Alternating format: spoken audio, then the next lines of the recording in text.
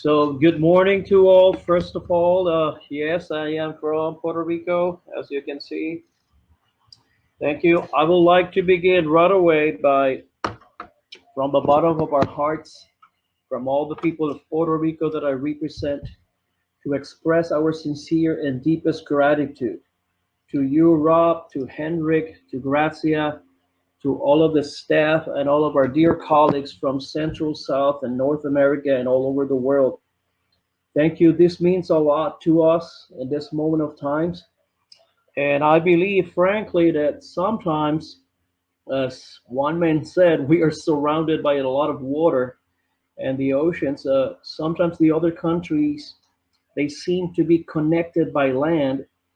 And here in Puerto Rico, sometimes we feel that we are isolated here with just with our neighbors in the Caribbean. But it is events like this and moments like this and people like you who make a difference. And you really guys make us feel that we are connected to the world. So for that, kudos. I tip my hat off to you, to all of the organizers in this amazing event that you guys put up in just a few days. So this is incredible. And thank you on behalf of all our country fellow people here in Puerto Rico. Now, to my presentation, a journey of resilience through reverse acculturation. There are a lot of terminology in here, and I'm so glad that the people that preceded me, they have been able to explain a lot. Resilience. And today, I would like to move on to present that not only we have been resilient here on the island, just like everybody else in Latin America, not only resilience through the phenomena of nature, but also a linguistic resilience that I would like to explain, coming from the premises of bilingualism on the island and that of the differences of how the two languages have reconciled themselves on this little context. So as a beginning, let me see if I can move my slides here. Here's an outline of my presentation today. We will have some reflections, timelines, and then this section, what I call the ugly years, the bad years, and the good years. This is in reference. It's called the bad, the ugly, the good, the bad, and the ugly bilingualism in Puerto Rico, stemming from a presentation that I'm about to do in February in Las Vegas for NABE. They have invited me. So the presentation, I've titled it as an essence of that famous or infamous Western movie.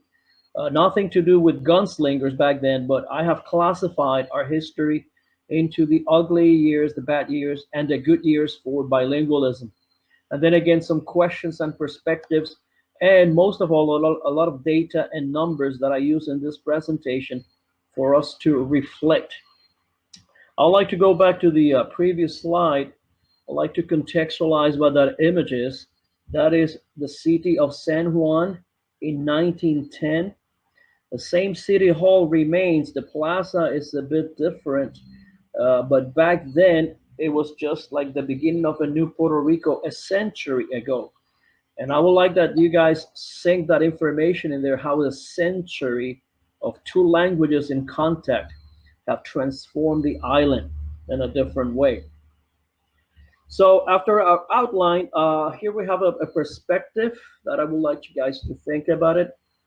When we think about bilingual education in the public schools of Puerto Rico, mainly my presentation is about the public schools of Puerto Rico throughout history. So a lot of people, and this is one question that I ask on the island when I'm doing presentations.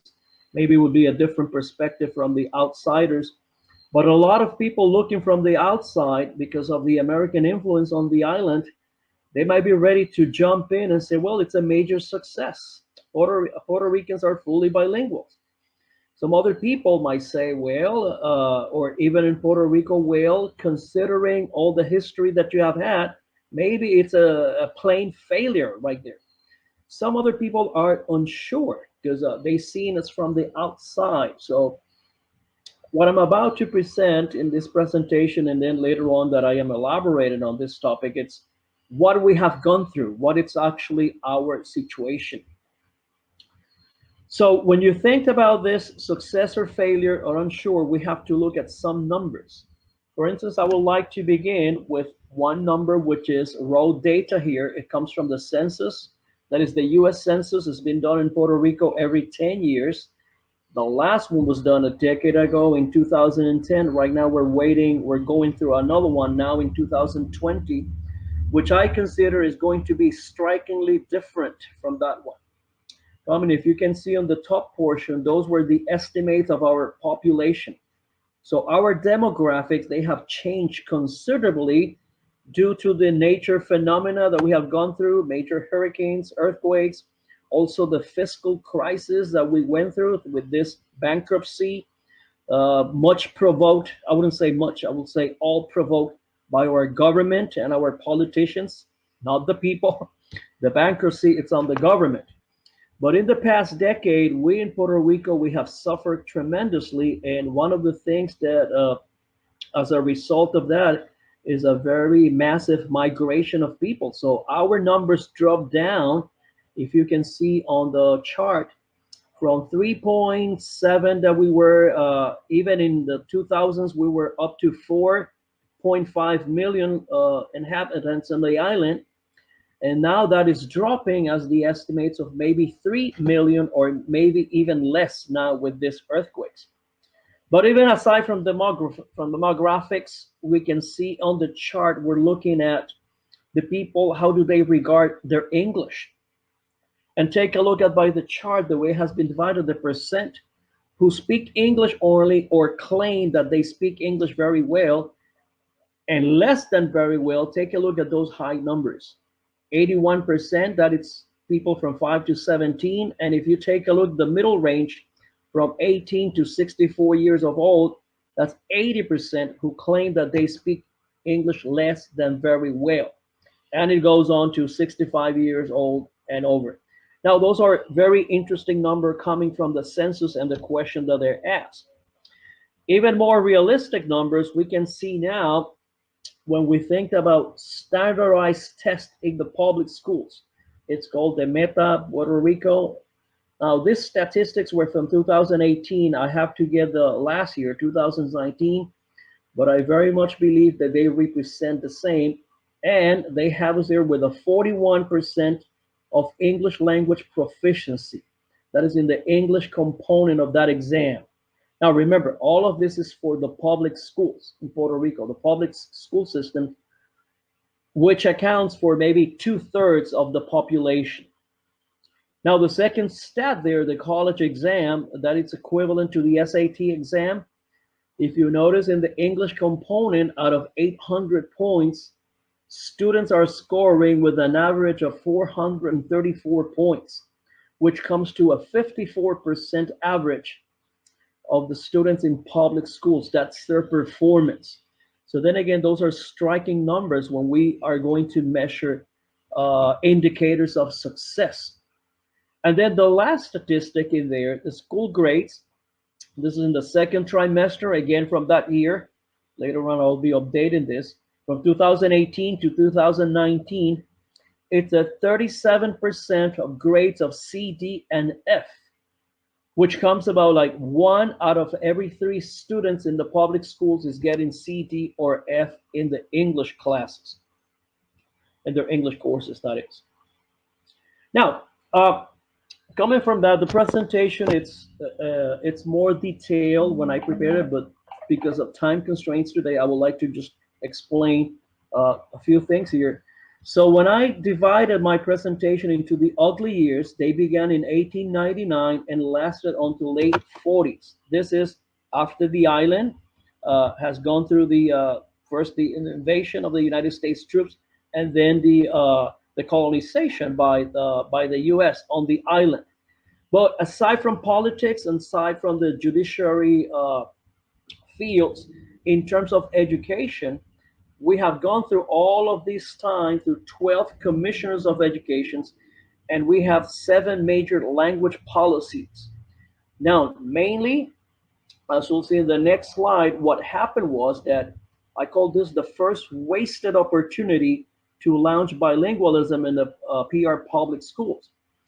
When the U.S. when the United States came to Puerto Rico in 1898, Puerto Rico has gone already like 4 centuries of Spaniard colonization, and we had a very strong culture already with a lot of literature, with a lot of cultural traits. And what I consider here is that the educators, instead of maximizing that opportunity and developing a bilingual system for the island where the two languages had the same respect and the same consideration, instead they went to a full Americanization process with language and cultural imposition, that is. There's a lot of literature, there's a lot of academia that have spoken about this, like the language orientations by Ruiz in 1984. When you receive the orientation of language as a problem, language as a resource, or language as a right, most definitely back then, during this time, the language was a problem. Spanish was the problem, that is. Spanish was a problem in between English for that full Americanization process and the linguistic imposition. Also, Posada, very well renowned linguist in Puerto Rico, she has spoken about the lack of language planning on the island.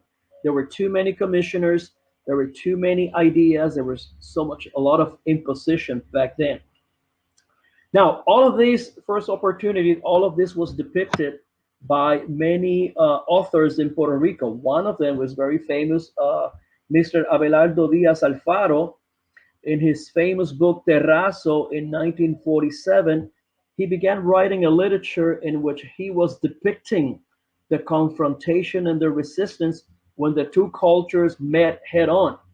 And for instance, one of his classic, this portrait here of the two oxen fighting, the two bulls fighting, it's called El Hosco.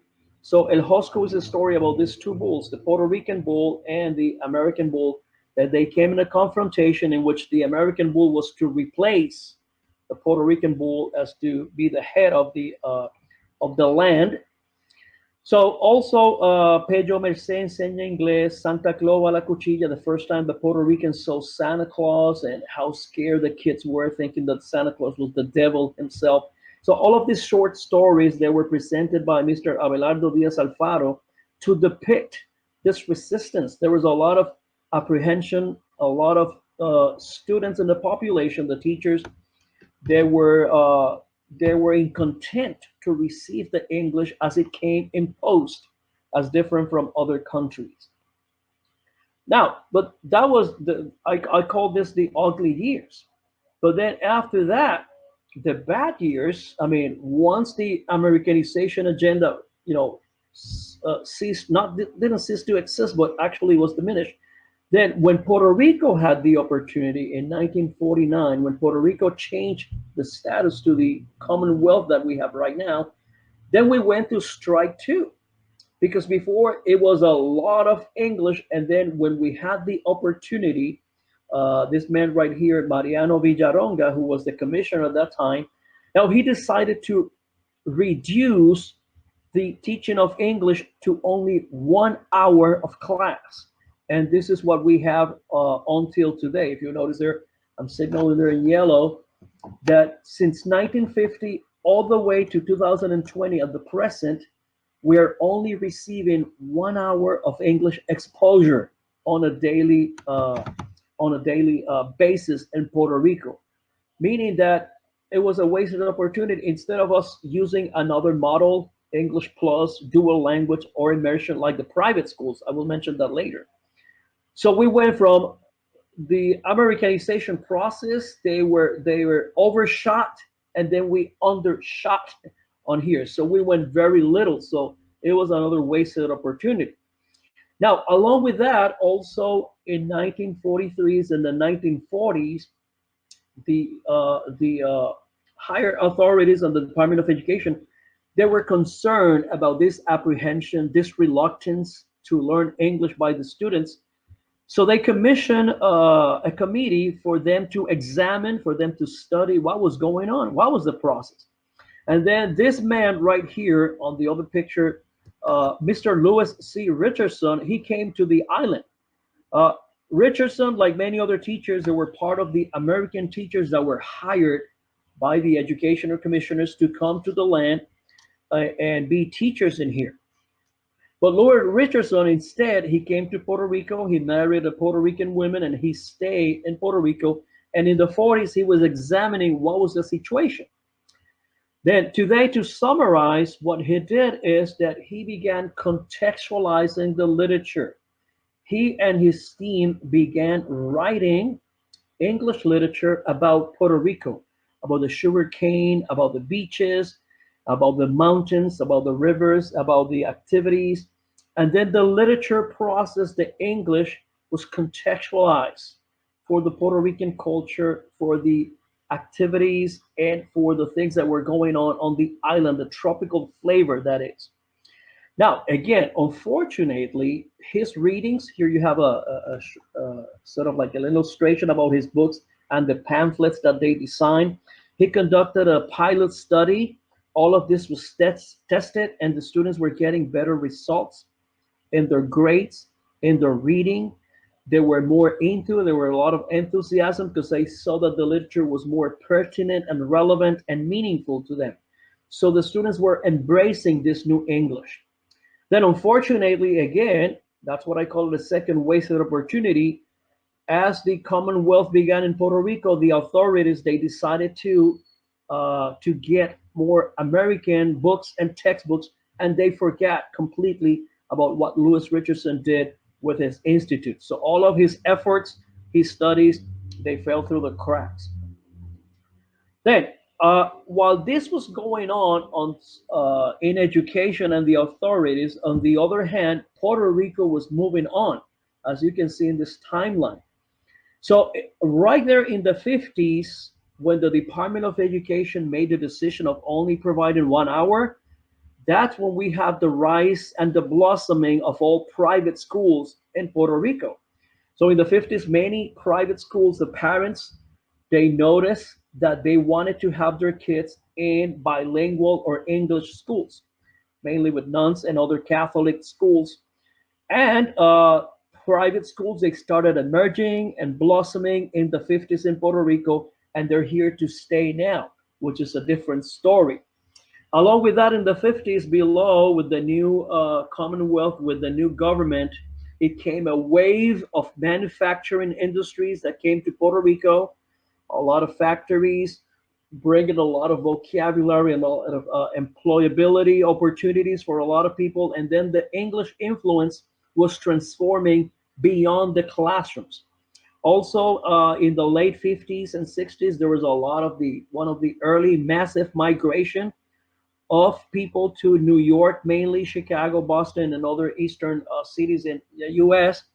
And then those were the people that back in the 70s, they were the returned migrants with their kids. So there was a lot of English influence on the island. Also in the 60s, after the Vietnam War, the Korean War, there were a lot of individuals in Puerto Rico that joined the armed forces.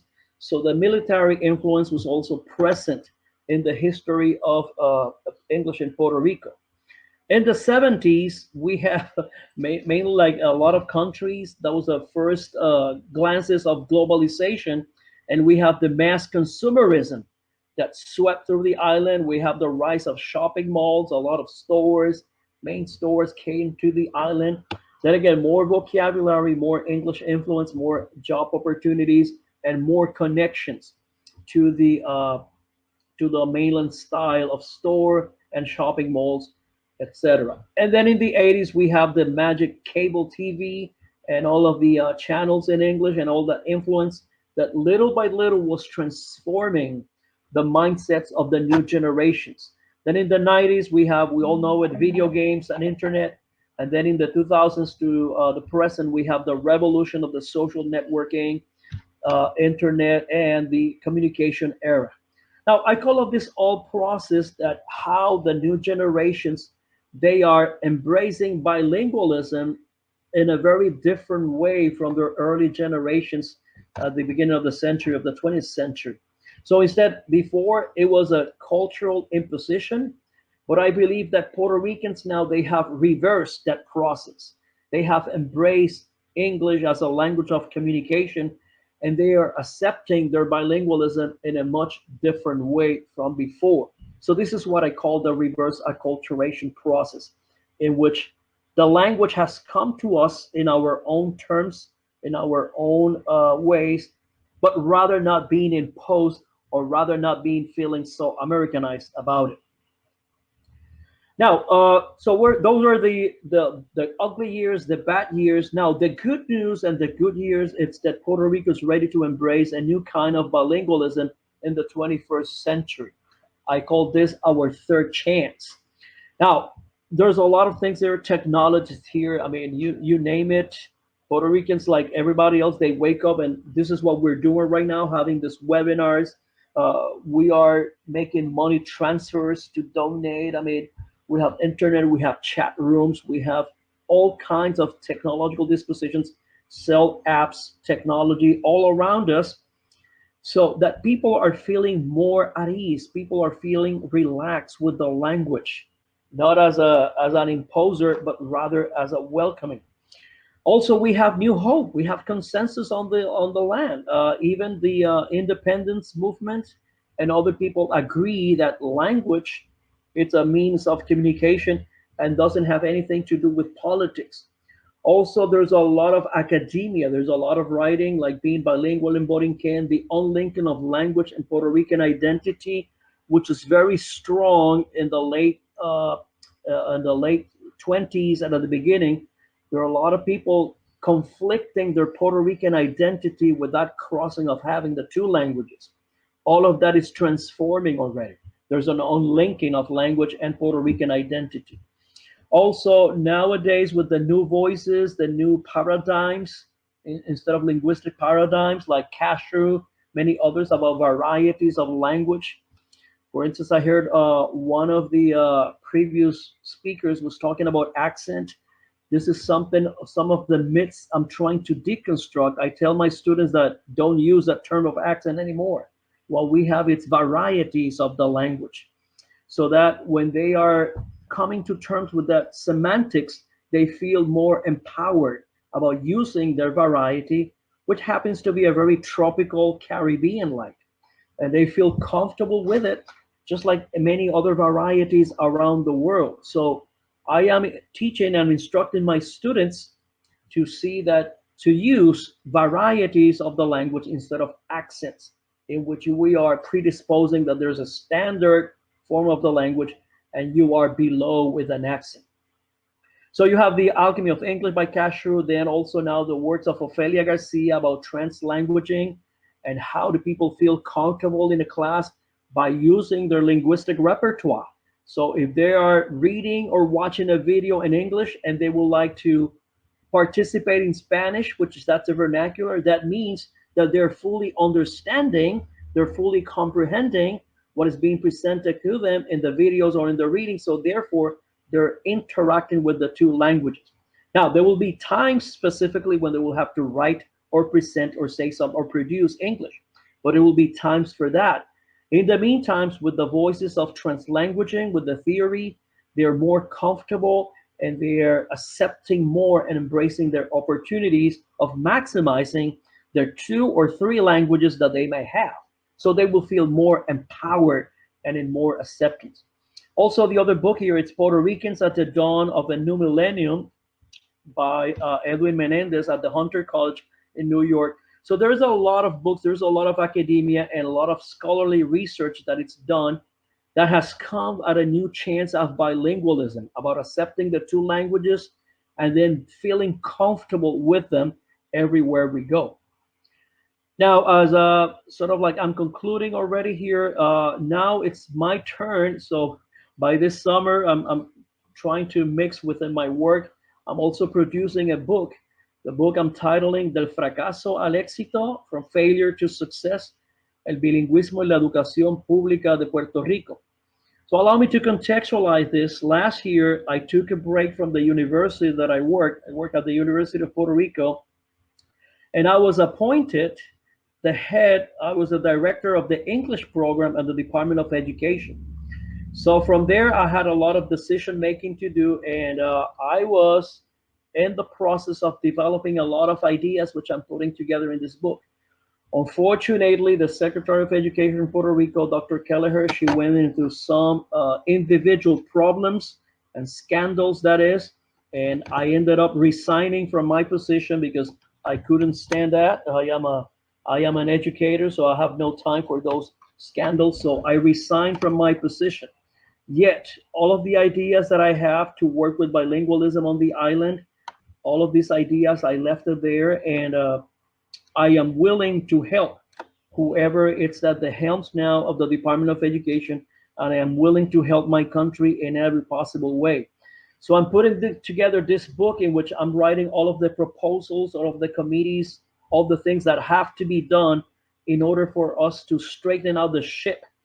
I am pinpointing there all the things that we did in this 1 hour of class, all of the levels, what I call the bad years, and I am trying to tell the people of Puerto Rico that we should feel confident. We should look at bilingualism as something, as an active, as an asset of international prestige, so we can go from negation to excelsion ourselves. So this is very much what we're doing. This book, I'm really hoping to put it together by summer, and I will be presenting and later on elaborating on this. And I'm willing to share this with Gracia and all of our colleagues in Central, South America, and North America as well, just to contribute somehow in the resilience, the linguistic resilience that we're putting together. Well, here I have some references. You guys might use it. There's a lot of books there. Here's one of them that I'm using a lot. I don't know if you can see on the camera. It's called La Americanización en Puerto Rico y el Sistema de Instrucción Pública. And also this other book by my dear friend, I don't know if you can see it on the camera, Romé Torres González, Idioma, Bilingüismo y Nacionalidad, La Presencia del Inglés en Puerto Rico.